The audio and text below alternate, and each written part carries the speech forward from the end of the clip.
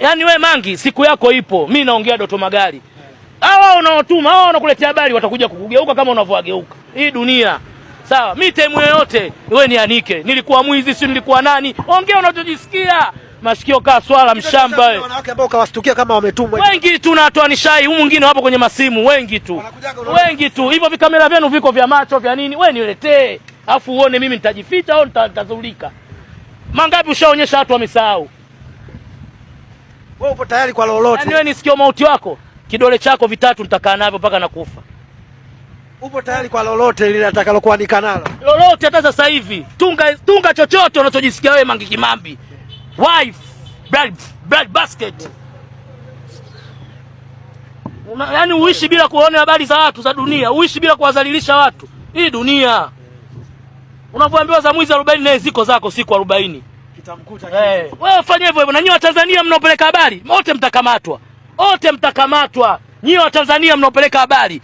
Tunakaa wote umumu maskani kwenye vyakula, tunakutana kwenye migawa. Tayari, yani huyo mwenzio kakusema, labda nikwambie. Huyo mwenzio kakusema. Yani ukikaa na mwenzio unajua umekaa, yani siongei sana. Mshamba sana we dada. Unaona sifa kuwadhalilisha watu. Hilo kundi lako lote lilo kwa Tanzania litakamatwa tu. Wala usijali. Utagusa pasipogusika. Mtu atamuomba Mungu tu ndani ya Mwenyezi Mungu. Huyu kanianika maisha yangu. Mungu niko pamoja na wewe, kama wewe ulotuleta simamia hili. Utaona wewe, Fidodido wewe usiokuwa una afya, unasikoseli soponeka. Haki gani wanaoitaka wa Tanzania? Watanzania wanataka katiba mpya. Watanzania wameelewa sasa hivi umuhimu wa katiba mpya. Wanataka katiba mpya ipatikane. Hao polisi walikufa. Walipigana risasi wenyewe kwa wenyewe. Kuna polisi walikuwa wanapiga risasi polisi wenzao. Why? Kuna polisi ambao walikataa zile order za kuua. Kwa hiyo wakashoot wenzao ambao walikuwa wanashoot wananchi. Same thing na wanajeshi. Wanajeshi waliokufa walipigwa risasi na polisi kwa sababu ya kulinda wananchi. Walikuwa wanalinda wananchi sana. Wale polisi ambao walikuwa ni majangili ambao waliwekwa, wale wa KMKM, sijui wapi, wale waliua wanajeshi. Na pia wanajeshi wengine walipiga risasi askari. Yaani issue ni nzito. Na hapo tunapoongea kuna askari wengine especially wale kwa wamevaa nguo azieleweki zani za kawaida, wapo kwenye zile noa walizokuwa wanapiga risasi. Wale ambao walikuwa wanapita kupiga risasi, wengine wamekamatwa, wanashikiliwa na jeshi. Samia anaforce waachiwe, anataka waachiwe. Kwa sababu wengi waliokamatwa na jeshi ni vijana wa yule Mafwele, wako jeshini, wamekamatwa. Samia anataka waachiwe. Guys, siku Samia tutakapomtoa Samia madarakani, which is gonna be very soon, serikali itaongea ukweli. Itawaambia hichi ninachowaambia, kwamba kuna askari wengi walikufa kwenye yale maandamano ya 29. Na kuna wanajeshi walikufa. Wanajeshi hawakuwa wengi, lakini askari wengi walikufa kwenye yale maandamano. Lakini wanajeshi pia walikufa kwenye yale maandamano. Na sio kwa vifo vya wananchi, wenyewe kwa wenyewe vile vyombo vya usalama. Unaona? Sasa ni hivi. Tarehe 9 Disemba inaenda kuwa mbaya. Inaenda kuwa mbaya kwa sababu this time watu wamejipanga. Unajua maandamano yale ya kwanza ya 29, hakuna mtu alitegemea Samia anaweza kuwa na ushetani ule wa kutoa order ya wananchi kuuawa. Unaona? Yaani ni kwamba mpaka kuna askari ambao wako kwenye jeshi la polisi walikuwa shocked na walikataa zile order. Unaona? Na wanajeshi ndio walikuwa shocked kabisa kwa sababu hawakutegemea risasi, wananchi kupigwa risasi. Walitegemea vipigo, vinini, afu wao watawalinda. Hawakutegemea watatokea watu wanapiga risasi, wanafanya nini? Hawakutegemea hicho kitu. Sasa this time wamejipanga kwa sababu wanajua kwamba Samia ni mnyama kiasi gani, ni shetani kiasi gani. So this time wamejipanga. Ndio maana nasema this time haitakuwa nzuri. So it's important. Jamani, nyie wenye influence, wazee, wanani, it's important. It's important hii serikali mkakaa nayo. It's important ikatafutwa njia ya kumuondoa Samia kabla ya 9 Disemba. Ikatafutwa njia yoyote Samia kuachia nchi kabla ya 9 Disemba. Because inaenda kuwa mbaya. Nawaambieni mimi. Sasa hivi kuna polisi, yani ndio maana sitaki kuongea too much sababu nitawasaidia ndugu zangu. Nitawasaidia, sitaki kuongea too much ndugu zangu. Yaani ni hivi, kuna wanajeshi sasa hivi wamekuwa suicidal. Nakwambia, kuna wanajeshi wamepata depression, wamekuwa suicidal, wanataka kujiua ndugu zangu kwa sababu ya kuruhusu wananchi kuuliwa vile. Kuna wanajeshi sasa hivi wanajisecond guess. Kuna wanajeshi sasa hivi wanajisecond guess, especially baada ya Samia kuwaingizia zile hela. Mpaka wanauliza tunazirudisha wapi? Tunazirudisha vipi? Wamekuwa suicidal, wako so guilt ridden kwa sababu ya kuruhusu vile vifo vilivyotokea. Kwamba they didn't do enough. Yaani wanajilaumu. Kwa maana hiyo this time tarehe hii ya pili wamejipanga vibaya mno ndugu zangu. Wamejipanga kupambana vibaya mno na haya mauaji. Kwa sababu the first time hawakudhani itakuwa hivyo. Kwa hiyo hawakujipanga, ilikuwa shock. So jamani, Kikwete, Samia, fanyeni mfanyalo tarehe 9 Disemba, muhakikishe mambo yamekaa sawa kabla hiyo tarehe wananchi wasiandamani. Kwa sababu issue inaenda kuwa nzito. Na ndio maana pia mnaona sasa hivi serikali iko kimya. Hawafanyi tena vile vitisho vyao vya kutoka tutaua, si tutapiga, si tuta nini? Issue ni nzito ndugu zangu. Issue ni nzito. Kuna wanajeshi bado wako na Samia. Alafu asilimia kubwa wako guilt ridden na mauaji haya yaliyotokea. Kwa hiyo 29 haiendi kuwa nzuri. Haiendi kuwa nzuri, nawaambieni mimi. Kwa hiyo serikali, kina Kikwete, watafute jinsi yoyote, njia yoyote, waiachie hii nchi kwa amani. Kwa sababu tarehe 9 wananchi watakapotoka ndani. Ndugu zangu, like I said, sitakuongea mengi, lakini nitaka niwaambieni hicho kwamba issue ni mbaya. Issue ni mbaya jeshini, issue ni mbaya mpaka polisi. Nawaambieni, mpaka polisi. Polisi wako wengi, wako guilt ridden kwa yale mauaji. Kwa hiyo tarehe 9 mauaji kutokea tena ya wananchi, ndugu zangu, hayatokei. Yatatokea mauaji ya wao. Sitakuongea, like I said, nitaongea too much. Lakini ni lazima hii serikali Samia aachie nchi kabla ya tarehe 9 Disemba ndugu zangu. Lazima tarehe 9 Disemba Samia aachie nchi. Kwa sababu it's gonna be bad. Ni hilo. Huwa nahakikisha nawapa habari ya ukweli. Sio habari na utaka mimi kuitengeneza mimi, ya ukweli. Na ndio maana kipindi chote cha kampeni za CCM walishindwa kupambana na habari zangu kwa sababu nilikuwa nazileta kwa facts. Na nilihakikisha kipindi cha kampeni kila habari nayoileta nimejidhatiti kwamba hawawezi kuirefute. Na leo nawaambieni wa Tanzania, nawaambieni leo, mimi mwenyewe najiona kama underestimate, kwamba sijatoa kiasi kikubwa kinachotoka kutolewa. Nawaambieni mimi dada wa taifa, Samia kaua zaidi ya Watanzania 10,000. Gen Z zaidi ya 10,000 kaua Samia. Hii nawaambieni dada yenu, kuna siku mtaiprove. Siku Samia akitoka nje madaraka, pale familia zitakapoweza kutoka public na kusema majina na kusema watu waliopotea, watu wakaweza kutoka, mtaona dada yenu nilikuwa naambia kweli, Samia kaua zaidi ya Gen Z 10,000. Kule Tunduma na Mbeya ndo kaua wengi. Tunduma ndo wameuliwa wengi. Tunduma na Mbeya.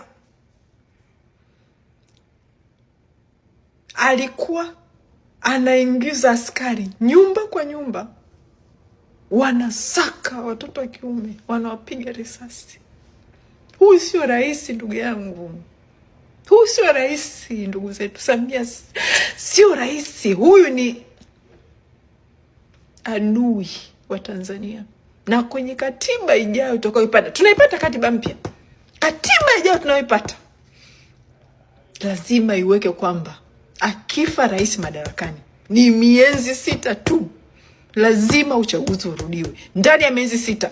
Na kwenye hiyo miezi 6 huyo vice president aliochukua urais haruhusiwi kufanya appointments zozote, ili asifanye ushenzi aliofanya Samia. Nao nilikuwa simwamini Polepole kusema Magufuli kauliwa, na sikumwamini kwa sababu Polepole nilikuwa nimemchukia sana kipindi cha Magufuli, na nilimchukia. Watanzania mpaka leo hamnielewi why nilichukia kipindi cha Magufuli. Nilichukia kipindi cha Magufuli sababu nilijua atakayefuata baada ya Magufuli naye atajaribu kuwa dictator. Sasa hivi tumepata dictator ambaye anawachukia Watanganyika.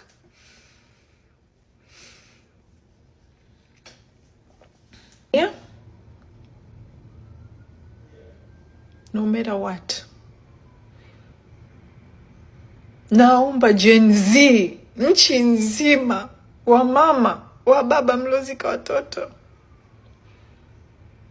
ndugu jamaa na marafiki mliozika watu, msikubali kutii.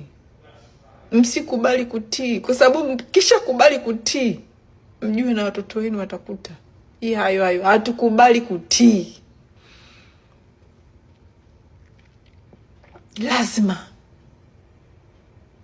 Tanganyika iwe huru. Na ndugu zangu, msinione kimya, siposti huko. Napambana. Na sio mimi tu napambana. Wengi wanapambana zaidi hata mimi. Wengi ni vile hawana majina. Kila mtu anapambana. Hii issue haina kiongozi, haina mtu anayefanya the most, haina star, haina. Mimi msinichukulie kama mimi ndio nilie fanya chochote au mabadiliko, msinichukulie. Mimi niko hapa kwa sababu wa Tanzania mko nyuma yangu. Mimi niko hapa naonekana napambania Tanzania kwa sababu nyinyi mna support ninachosema. Bila nyinyi mimi I'm nothing. Ndio maana siwaelewagi wasanii wenu. Bila nyinyi wale ni nani? Ni nani wale? Leo mnapigwa risasi, mnakufa. Wale wasanii wenu wanapost video nyimbo zao kama kawaida. Wanatoa tu matamko ya kipumbavu. Kama nimewakwaza samahani. Kama umewakwaza samahani. Mambo magumu. Wambura ni mtu competent. Mimi I'm 100%. Huwezi kunidanganya kwamba eti Wambura hajui kabisa. Wambura atakuwa anajua. Lakini Wambura anamwendeaje bosi wake? Kusema kwamba bosi hili swala haliendi vizuri, atapoteza kazi. DJIS eti ndugu yangu Suleiman Mombo eti hajui kabisa. Anajua. Lakini akienda anaweza kupoteza kazi. Siamini CDF hajui au generali kiongozi wa magereza hajui. Wanajua, lakini sasa watafanyaje? Wakitulia ndani ya mimi nawahakikishia Tanzania tuna vyombo competent. Kwa swala la vyombo tu ni competent, lakini hatujapata a mechanism ya kuwalinda hao wakuu wa vyombo ili na wao watulindie nchi yetu.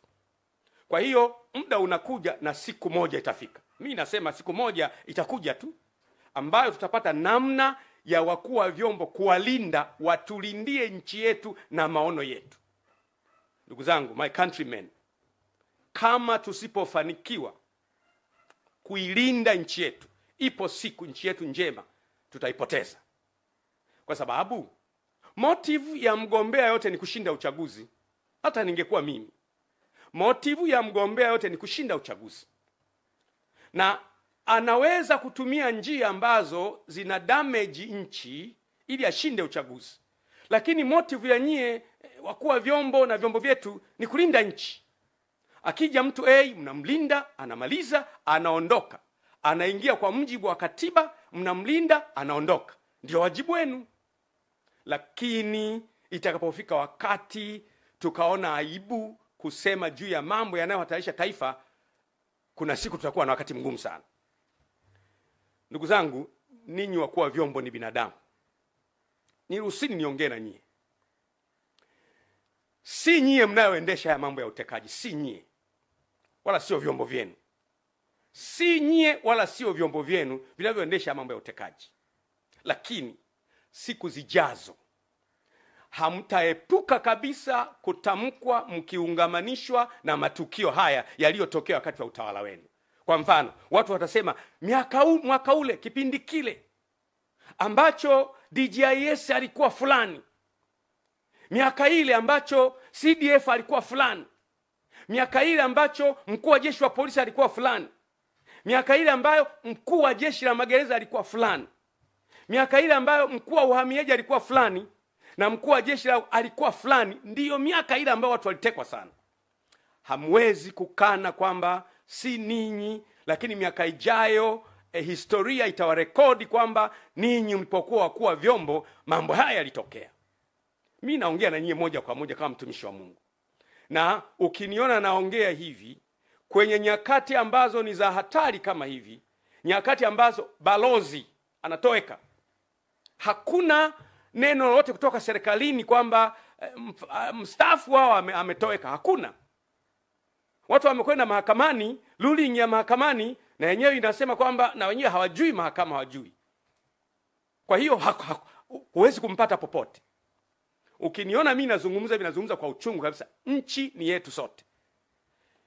You cannot avoid in the future that when they talk about these abductions, that your names might be connected, not in a sense that you are doers of those matters, lakini majina yenu yatatajwa, yataungamanishwa na hayo. Mimi nawashauri, pamoja na loyalty yenu kwa mamlaka, ambao ni jambo la muhimu na lazima. Loyalty yenu kwa mamlaka jambo la muhimu na lazima. Pamoja na loyalty yenu kwa mamlaka, liangalieni jambo hili kwa muhimu sana. Linawaunganisha nyie na utu wenu na familia zenu na watoto wenu. Si kwa sababu mmefanya, ni kwa sababu nyie ndio mlikuwa wenye mamlaka ya kulizuia hili jambo. Si kweli eti vyombo havijui Mdude na Soka wako wapi. Si kweli eti vyombo havijui Ali Kibao alichukuliwaje. Si kweli vyombo havijui Polepole kaondokaje. Si kweli. Vitakuwa vinajua na hakika kabisa vitakuwa vinajua. Lakini vifanyeje? Nisema tangu mwanzo kwamba utekaji si sera ya Chama cha Mapinduzi. Mimi naongea leo bado ni mwanachama wa Chama cha Mapinduzi mwaminifu.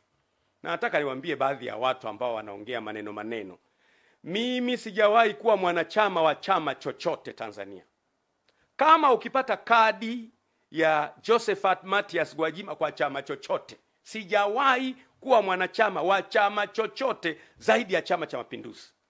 Ndiyo maana napozungumza Chama cha Mapinduzi ndio chama kinachotawala. Tunakihitaji sote. Ni vizuri kama Chama cha Mapinduzi tunaendelea kuwaza kwamba sisi chama chetu, matukio haya yanapoendelea kutokea, miaka 5 ijayo, miaka 10 ijayo, watu watakuwa na picha gani na chama chetu? Mimi nasema sera ya kuteka watu, kupotea kwa watu, kuumiza kwa watu, si sera na si mtazamo wa Chama cha Mapinduzi ambacho mimi ni mjumbe wa halmashauri kuu ya chama hicho. Sio. Na lazima jambo hili liache kabisa. Uwezo wa vyombo vyetu hauna mjadala kama nilivyosema. Lakini wakuu wa vyombo walindwe. Narudia tena, wakuu wa vyombo walindwe ili na wao wawe na uwezo wa kutulindia nchi yetu. Tusipowalinda wakuu wa vyombo tumeshindwa. Angalia historia ya nchi yetu. Tumefanya kazi vizuri sana kwenye operation nyingi za kimataifa. Nakumbuka kule Kongo, Sudan, Somalia, Lebanon, Afrika ya Kati, mpaka Komoro. Vyombo vyetu vimefanya kazi. Haiwezekani mpaka mgogoro wa kule Kibiti ambao ulikuwa umetishia tulisolve. Leo vyombo haviwezi kusolve shida ya kutekwa watu. No, No. Haiwezekani. There must be a problem. Na problem mimi naendelea kuisingle out. Problem ni siasa. Msitufuate sisi wanasiasa sana. Politicians are out to win election. Politicians are there today and they are not there tomorrow. Wanasiasa wapo leo kwenye hizo nafasi na kesho hawapo. Ninyi mtakuwepo kwa sababu ya taaluma zenu. Simameni, stand up. Stand for our country. Nchi yetu ni watoto wenu. Nchi yetu ni wajukuu wenu. Nchi yetu ni mama mdogo, mama mkubwa, shangazi. Wanadamu wote ni ndugu. Narudia tena, wanadamu wote ni ndugu. We are all from the same family. Pengine kwa sababu ya muda mwingi umepita tunasahau, lakini asili yetu wote ni kutoka kwa Adam na Eva. Sisi wanadamu wote ni ndugu. Akitekwa mama itakuuma sana. Akitekwa dada itakuuma sana. Akitekwa mwanao itakuuma sana. Leo haikuumi kwa sababu unahisi hao si ndugu zako. Sisi sote ni ndugu. Na watekaji wamefika mahali ambapo wana ujasiri. Nikamsikiliza mkurugenzi wa Jamii Forum Mero anasikika anasema kwamba yeye alipigiwa simu. Akaambiwa na mtu, bwana, tutakuteka, tutakuua na Watanzania watakulilia kwa siku 3 afu baadaye watasahau. Yaani mtekaji ana ujasiri wa kukupigia simu na kukwambia, bwana, tutakuchukua alafu Watanzania watalia siku 3 watakusahau. Anakupigia simu. Ndugu zangu, we must wake up. Huu utekaji tunauresist kwa nguvu zote. Mimi binafsi nauresist leo, kesho, wiki ijayo. No, it can't happen in our country. Jambo hili lazima likataliwe. Hatukuliona kule nyuma. Hii ni dharau iliyopindukia kwa mtekaji kukupigia simu na kukutisha. Leo watu wengi wamekimbia nchi. Mwana mapinduzi ya askofu wetu hayupo. Wamekimbia. Sikiza nikwambie. Kina Mwakipesile wamekimbia, wengi wamekimbia, wako nje. Wengine siwezi kuwataja kwa sababu ya hadhi zao. Maaskofu wa madhehebu makubwa kabisa wamekimbia nchi kwa sababu tu ya kusema sema. Sikiza niwaambie. At least mimi ni kiongozi wa taasisi. Unapokuwa kiongozi, watu wote hawawezi kukubaliana na wewe. Hata kwenye taasisi zetu za kimungu kabisa, ni kanisani au ni msikitini, si watu wote watakubaliana na wewe, na pamoja na kwamba ni waumini wako, wakukusema sema wapo. Wengine watakusema kwa sababu za uongo, zitakuuma. Kama kiongozi lazima uwe na courage ya kumeza hayo maneno. Ukiwaua wote utamtawala nani? Ukiwateka wote utamtawala nani? Itakuwaje baada ya hapo? Unaweza kuwateka ukashinda uchaguzi. Baada ya kushinda uchaguzi, kila uliyemteka ana mdogo wake, ana mjomba wake, ana shangazi yake, ana kaka yake, ana ndugu yake. Baadaye nchi itakuwa kwenye uchungu ambayo itakuwa ni ngumu sana kuiganga. Amkeni. Nasema tena, this is a last wake up call. Hii ni kengele ya mwisho ya kuamsha kwamba amkeni, tutapoteza nchi. Kataa utekaji, disappearance of persons.